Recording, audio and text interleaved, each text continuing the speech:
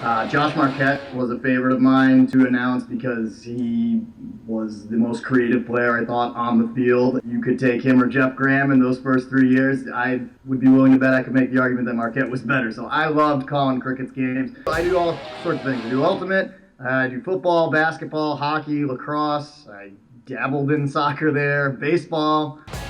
Ultimate, obviously. But if I had to pick something outside of ultimate, I'd say basketball. Dusty's great. I love working with Dusty. I think we've had a pretty good rapport since the first game we called. We actually did a doubleheader. He got thrown right into the fire and never announced a game, I think, ever in his life. He'd written about him, but he knew the sport. I've learned a lot from him, just as he's learned a bunch from me, from what he tells me at least, that he's learned a lot from me. But he picks out all the little things that I think should happen one way, and then he tells me, no, they want to do it this way. This is the way they should do it, and that's great.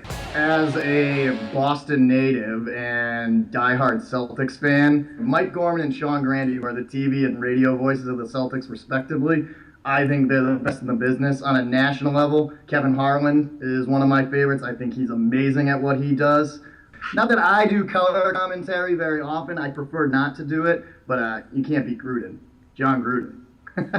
This guy. The Whitecaps played this game this past season. I think they called in and out box, where basically everybody would try to jam up next to each other, and you had to catch the disc with one hand, and if you moved and you didn't catch it, you were out. So basically, I learned from Alex Cooper, just stand there and don't do anything until you're one of the last two people. And I waited the last three people, me and two other Whitecaps. Somehow I just said, I'm going for this disc. I jumped up, I skied Thomas Edmonds, and I won the game. I have since yet to make a catch in that game, though.